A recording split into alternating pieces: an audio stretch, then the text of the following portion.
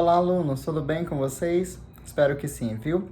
Hoje nós temos algumas informações importantes da nossa disciplina. E é claro, eu te faço o convite para estar comigo durante toda a nossa aula, fazendo as suas anotações, seus comentários, as suas observações, pois você é protagonista desse processo de aprendizagem, tá? Então eu espero que você aproveite a nossa aula de hoje. Dúvidas pode me perguntar no privado, que nós temos que estabelecer esse diálogo, que é um diálogo tão importante para o andamento da nossa disciplina, tá bom? Então, desde já, desejo uma excelente aula e vamos lá comigo. Olá, alunos. Bom, já projetei a minha tela aí para vocês. Hoje a nossa aula ela é mais relax, tá? Ela é mais tranquila, não tem teor pesado. O nosso assunto de hoje é um assunto bem tranquilo mesmo. Então, assim, eu espero que você assista a nossa videoaula hoje do início ao fim e já te garanto que a nossa videoaula ela será mais flexível, tá? Eu recebi alguns comentários de alguns alunos em decorrência das nossas últimas aulas, de algumas interpretações que eu fiz de algumas obras de arte que fizeram esses alunos refletir de alguma forma. Turma, se isso aconteceu com você, na verdade, aluno ou aluna, né? Se isso aconteceu com você, então isso significa que atingimos o nosso objetivo da nossa disciplina de arte, tá bom? Aliás, hoje na nossa videoaula, ela vai ser importante, embora ela seja leve, mas ela vai ser importante porque eu vou comentar algumas situações que vão envolver a nossa avaliação. Na verdade, o que eu vou pedir para você hoje é destacar alguns itens importantes para que fique mais fácil para você estudar para avaliação de arte, tá bom? Vamos lá então, vamos direto ao ponto. Aqui o livro didático que nós estamos utilizando, nós já tratamos dessa parte inicial, nós já conversamos sobre o que é o romantismo, não é verdade? Ou melhor, perdão, romantismo não, o modernismo, tá? É porque o modernismo é diferente, literalmente diferente do romantismo, em grandes aspectos. Nós conversamos já sobre a Semana de Arte Moderna, nós fizemos essa introdução e foi assim um grande avanço para as nossas aulas. Conversamos sobre o Mário de Andrade, comentamos sobre ele, sobre o Vitor Brecheret, né? Comentamos também sobre a Anitta Malfatti. Inclusive hoje a nossa aula ela vai voltar bastante para o nome dela, tá bom? Já conversamos sobre o Teatro Municipal de São Paulo, tá? Toda essa parte introdutória ela foi importante para que nós possamos chegar aqui hoje, na página 12. Inclusive, tem um nome muito famoso e esse nome ele vai aparecer constante na nossa avaliação de arte, tá bom? Que é o do Heitor Villa-Lobos. Esse nome, turma, que inclusive é nome de até de escolas da cidade de Manaus, tá? Esse nome ele vai ser de extrema, volto a repetir, de extrema importância para a nossa avaliação. Porque ele vai trazer para a gente uma ideia de composição musical muito diferente do que nós já estamos acostumados. Lembra que em um momento da nossa aula nós comentamos sobre ele beber na fonte de outras culturas para compor as suas composições? Olha esse pleonasmo, né? Para compor as suas produções? Então, isso é algo que você deve realmente ter conhecimento, porque vai influenciar na forma como você vai entender o conteúdo daqui para frente, ok? Além disso, nós precisamos lembrar que o Villa-Lobos ele também trazia na sua sonoridade uma característica voltada à natureza, aos sons da natureza, tá bom? Bem, eu espero que você já esteja organizado aí e com o seu marcador de texto. Logo de antemão, já peço para você utilizar o seu marcador e destacar aqui, ó. Ninguém cria de barriga vazia. Na verdade, não é o título, é o que eu vou dizer aqui. Para criar suas composições, Villa-Lobos se alimentou de várias referências, tá? Absorveu tantos elementos da cultura indígena e afro-brasileira quanto da cultura erudita europeia e popular nacional. É aqui que você vai destacar. Você vai pegar o seu marcador e destaque. Absorveu tantos elementos até popular nacional. E aí nós temos uma informação importante aqui. O fato de alimentou, porque está entre aspas. E aí vai um comentário muito importante. Dentro de movimentos da arte e movimentos literários, podem perceber que eu sempre volto para a parte literária, né? Porque sempre que nós falamos em arte, nós vamos entrar na literatura. Sempre, sempre, sempre. Embora a parte literária tenha os seus autores consagrados e na parte artística também tenha. Mas, enfim. Quando nós ouvirmos dentro desta área específica da qual nós estamos comentando, tá? Prestem atenção. Quando eu digo professor Henrique se alimentou dos textos da Clarice Lispector, não é o fato de se alimentar proveniente de comer, não é isso, tá? Não é essa a regência verbal que está predominante aí. Na verdade, nós não temos nenhuma questão de regência. Temos e não temos. Nós temos, na verdade, uma questão da forma como a língua se apresentou. A linguagem conotativa. Alimentar significa buscar referência em outro autor, tá? Ou em outro artista e por aí vai. Então, se eu for contextualizar, por exemplo, da seguinte maneira, vou dar um exemplo muito mesmo do nosso contexto atual, que está em alta aí nas plataformas de streaming. Se eu coloco, por exemplo, Anitta, que é uma cantora conhecidíssima no Brasil, ela se alimenta da cultura pop estadunidense. Significa, então, que ela bebe na fonte, tá? Ela, então, busca referência numa outra cultura de música, uma outra cultura musical, para fazer as suas composições, tá? Eu não vou nem muito além, turma. Cantores consagrados, né, do pop, ou do rock, ou da música popular brasileira, tá? Música popular brasileira, eles sempre vão beber na fonte de outros artistas. Vão buscar referências em outros artistas. Nós, na nossa vida, somos assim, tá? Nós nos alimentamos das referências dos nossos pais, tanto mãe quanto pai, dos nossos avós e por aí vai. Então, este conceito ele precisa estar muito bem aqui na nossa cabecinha, porque por meio da produção de Villa-Lobos, nós vamos observar que ele traz isso de forma extensiva, tá? Aliás, que extensiva? Extensa, tá? De forma extensa. Depois nós temos o seguinte, ele disse certa vez, logo que sinto a influência de alguém, me sacudo todo e pulo fora. Ué, se ele se alimenta de várias referências, por que então que ele se sacode e pula fora? Não deveria ser o contrário? Então, o que acontece é o seguinte, ele usava as referências de outros artistas para criar uma nova, e não para ser igual a outro artista, tá? E aí veja que nós temos uma diferença. Muitos artistas, eles buscam referências em outros, mas eles acabam sendo uma cópia do artista principal, tá? Ou do artista que ele está se inspirando. Okay? E nós podemos observar isso no cotidiano, na vida atual, perdão. Você pode observar, inclusive, quando você assiste às premiações de música, como Grammy, VMA, né?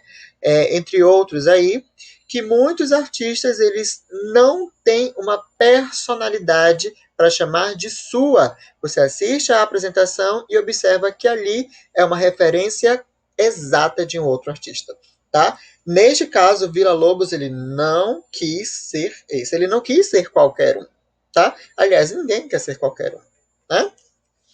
Bem, assim então ele expressava o desejo de não ser um mero imitador de suas influências. Elas eram usadas livremente para a criação de obras novas, como eu comentei com vocês, tá? E nós temos o seguinte, por meio dessa postura, o compositor que é o Villa-Lobos, ele estava próximo de ideias difundidas pelo escritor Oswald de Andrade, tá? Tanto que ele dedica o Choros número 3 para o Oswald de Andrade. E aqui nós entramos em dois conceitos. Gente, esses dois conceitos, eles estarão na nossa avaliação, tá? São conceitos que vocês devem ter em mente, porque aqui, neste momento, eu trago uma abordagem sobre manifesto e antropófago, tá? Gente, manifesto e antropófago, tá? São dois conceitos que você precisa ter em mente.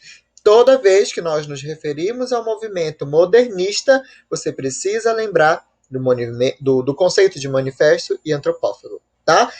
Tá, mas o que isso tem a ver? O que isso tem a ver é que, lá no século XX, por volta de 1928, o Oswald de Andrade ele vai escrever o Manifesto Antropófago, tá?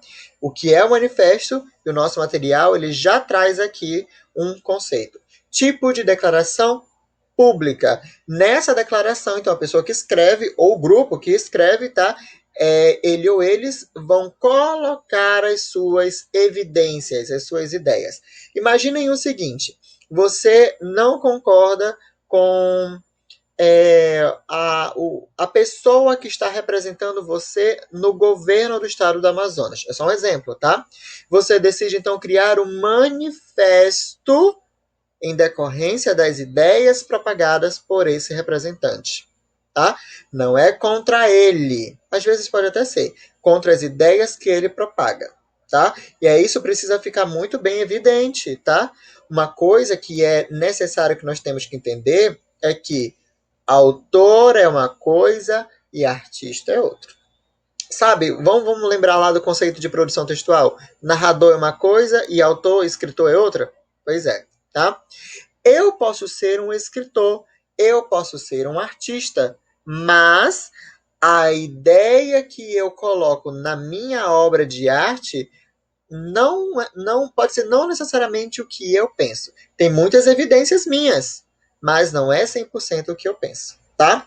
E aí, olha só, o manifesto, ele entra aí como uma forma de declaração pública. Então, é um documento. Tá, professor, mas e o antropófago, tá? Antropófago, tá? Não é antropofago, não. É uma proparoxítona. Lembra do conceito de proparoxítona? Pois é. É um termo de origem grega, tá? Tem a ver com comer e homem. Vejam o seguinte: antropófago, nós temos como conceito aqui do nosso material, é o relativo a quem se alimenta de carne humana. Mas cuidado, não confundam antropófago com barbaridade, tá? Nós vamos ver aqui de que forma isso vai se apresentar, tá? Calma, calma. Nós temos aqui o seguinte. Então, o Oswald ele vai escrever este movimento, ele vai se inspirar no quadro Abaporu, que nós já vamos dar uma olhada nela, tá? Da obra de Tarsila do Amaral. Eu tenho certeza absoluta de que vocês conhecem esta obra, tá? Mas de que forma esse manifesto ele foi criado? Criado por uma série de frases irônicas, provocadoras, tá? Esse texto também ele lançava reflexões sobre uma nova postura do brasileiro em relação ao mundo, tá? Vejamos, turma, tudo que é novo causa estranheza, não é verdade?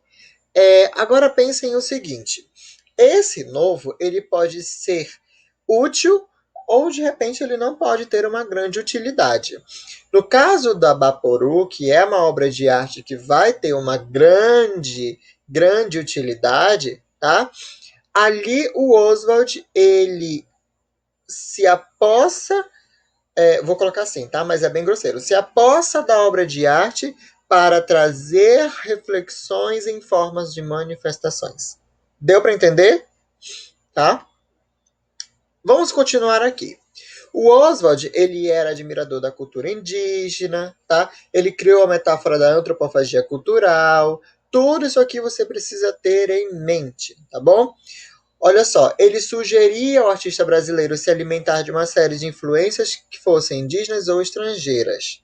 E aí, veja bem, se ele pede, tá? Ou melhor, se ele sugere essa influência no que era indígena, turma, vamos prestar atenção no seguinte, tá? Ele, então, apela. Nós temos algo que pode ser feito no Brasil. Uma arte produzida no Brasil.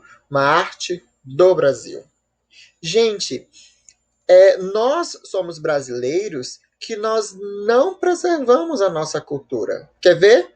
Quando nós falamos em super-heróis, quem são os super-heróis que nós consagramos, que temos a vontade de, quando lança o filme, ir assistir?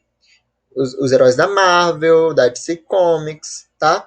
nós temos conhecimento de quem é o Capitão América, de quem é o Homem de Ferro, ou da DC Comics, quem é o Batman, tá? Quem é o Super-Homem.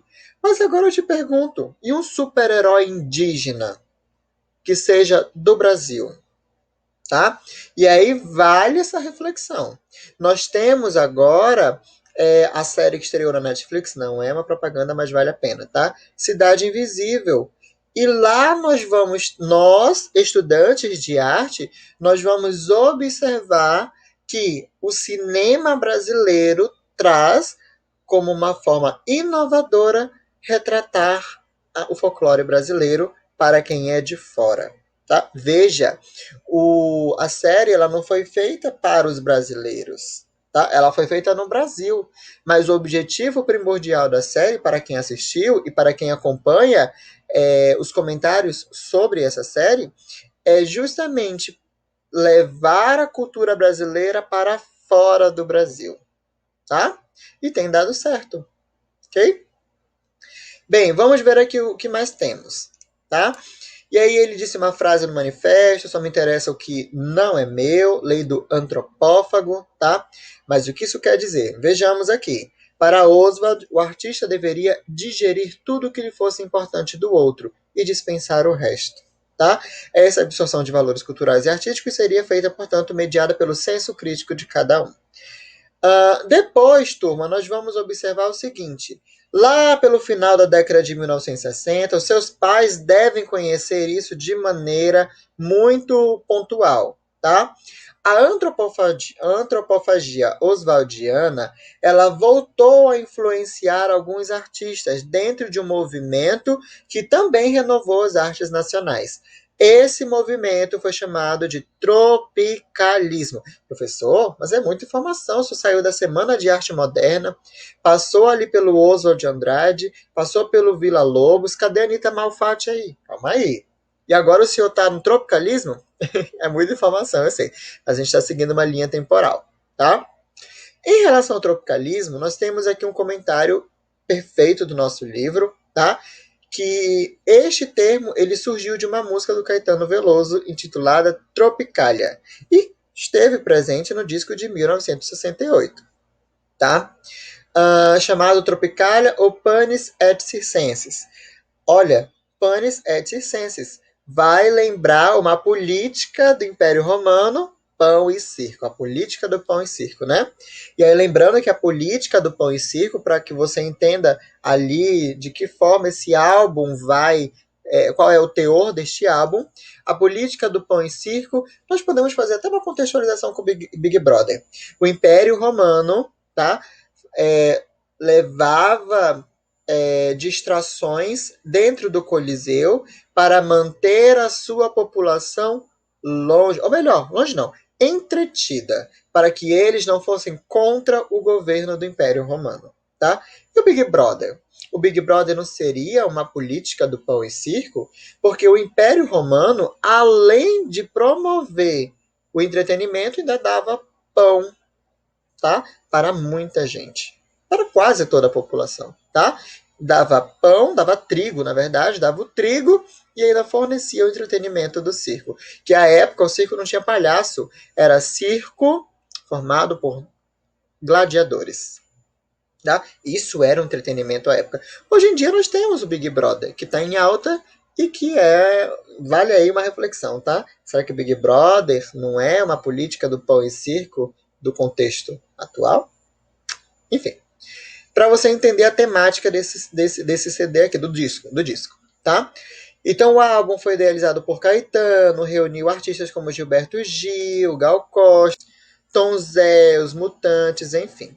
Já o termo Tropicália, usado pelo Caetano, ele foi criado de forma original pelo artista Hélio Oiticica, tá? Enfim, turma, o que eu quero que você entenda aqui é o que é o tropicalismo, quando o tropicalismo, de que forma esse termo foi inventado, tá? Quem eram os artistas que pertenciam a esse movimento e, é claro, toda esta página aqui, ela vai ser importantíssima, importantíssima para nossa avaliação. Importantíssima mesmo, viu? Porque é nesta página aqui que o nosso assunto ele atinge um clímax, um auge, tá? Por isso, se torna importantíssimo de que você faça as reflexões devidas em cima desta página aqui. Tá bom, turma? Vamos continuar, então. Aqui na página 13, nós temos algumas informações, vou deixar para que você leia, tá? Sobre o Caetano Veloso, tá? Que ele foi um dos principais integrantes do tropicalismo, ele se destacou por misturar algumas influências coloniais estrangeiras, tá?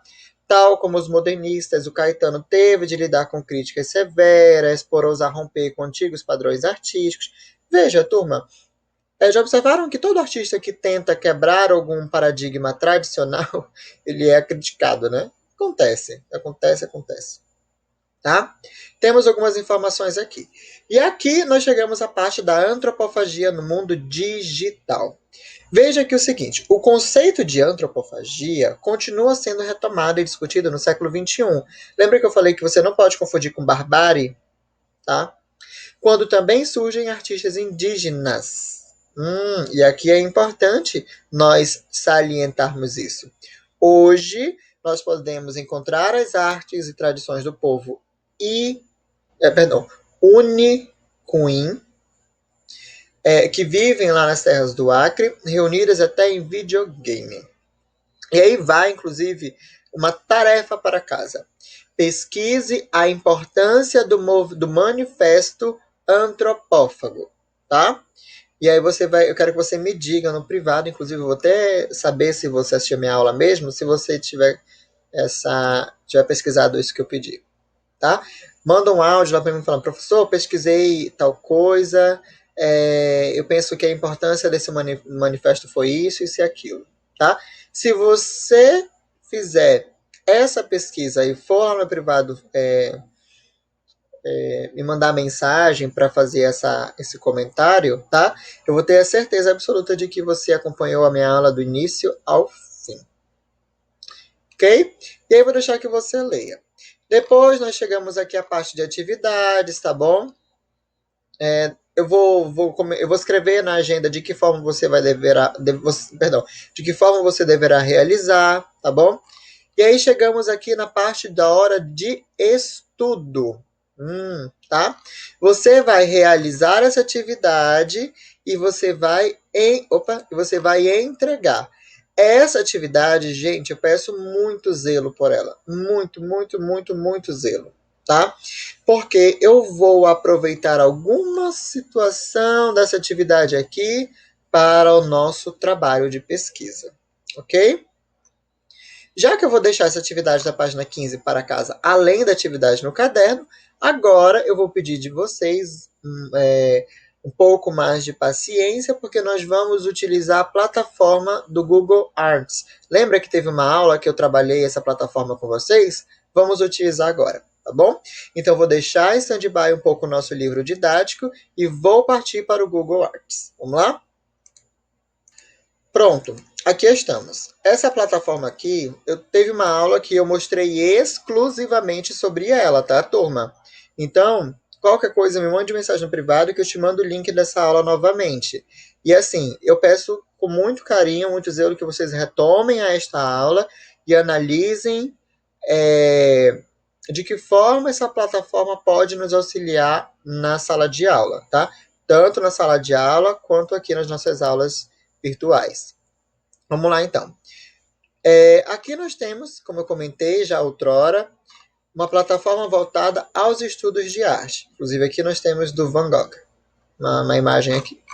Como nós estamos pesquisando sobre a Semana de Arte Moderna, eu vou pesquisar sobre Anita Malfatti, que é artista, que eu quero que vocês tenham este contato com seu material, tá? E aí, eu vou aqui na barra de pesquisa, naturalmente, e escrevo o nome do artista que eu quero procurar, tá? Aqui a barra de pesquisa ela já sugere o nome da Anita, então eu vou lá, Anita Malfatti.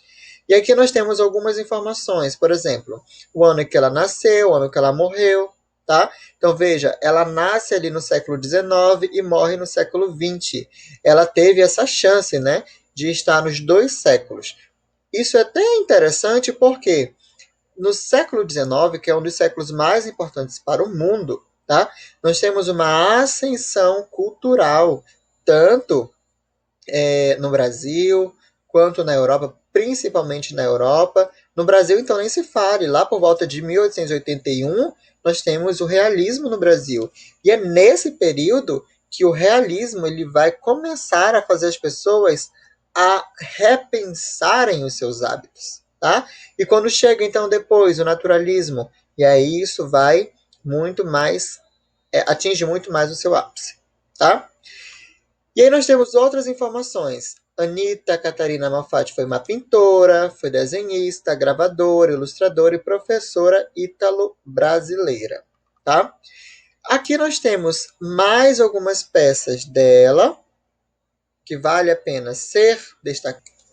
E aqui nós temos os movimentos que ela pertencia, a que ela pertencia, tá? No caso, mais modernismo, né? Tem ali uma manifestação do expressionismo, mas o que eu quero enfatizar mesmo é aqui, ó, é o modernismo, tá? Com isso, turma, nós vamos abrir aqui, ó, vamos abrir esta imagem aqui. Pronto. Nós temos então aqui o nome A Estudante, a obra aqui da Anita Malfatti, tá? Nós temos aqui o título, a data da criação da pintura, a técnica, as dimensões físicas, algumas informações aqui importantes. Onde ela se encontra, está no Museu de Arte de São Paulo, tá? MASP, famosíssimo.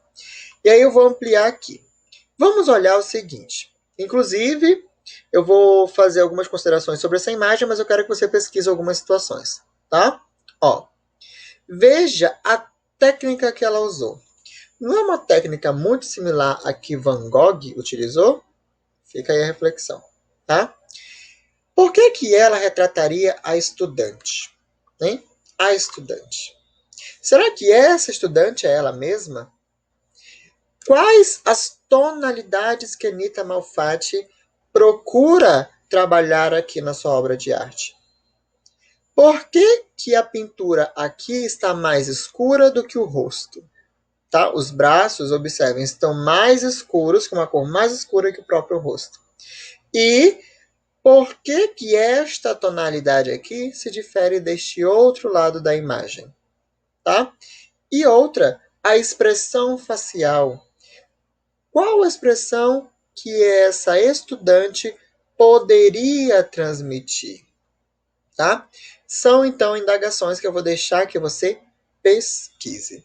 Inclusive, eu quero que você já faça uma pesquisa também da técnica utilizada por Anita Malfatti para fazer as suas pinturas e os seus quadros, ok? Maravilha, então, turma. Gostei muito da nossa aula de hoje. Nós já estamos no momento final dela, tá? E assim, eu vou deixar a imagem da Anita Malfatti aqui para que você. Da Anita Malfatti, não, da estudante criada por Anita Malfatti, para que você reflita sobre ela, tá? Pense com carinho, pense com zelo. Essa atividade é uma atividade de análise semiótica e veja o seguinte, pense também de que forma esta imagem ela está relacionada ao movimento modernista e de que forma essa imagem também está relacionada às características da pintora, tá bom? Turma, então finalizamos por aqui. A nossa aula ela foi muito produtiva hoje. Eu espero que vocês tenham aproveitado todos os momentos. Eu gostei muito de estar aqui com vocês hoje, tá bom? A nossa aula ela tem feito esse despertar do senso crítico de uma forma assim, sensacional. Tenho gostado muito de perceber isso pelos meus alunos, ok? Dúvidas podem me procurar no privado. E assim, aos alunos que fazem atividades adaptadas, contem comigo, viu? Estou aqui a todo vapor para ajudá-los e ajudá-las, tá? Aos alunos que não fazem adaptada, também contem comigo, ok? Este momento é um momento para que você comece a repensar de que forma a arte pode te ajudar em algumas situações da vida, de que forma a arte pode te ajudar a entender melhor o mundo, e eu trago essas imagens justamente com este objetivo. Tá bom, turma? Fiquem com Deus então e vou aguardar a todos na nossa próxima aula, viu? Tchau, tchau, turma!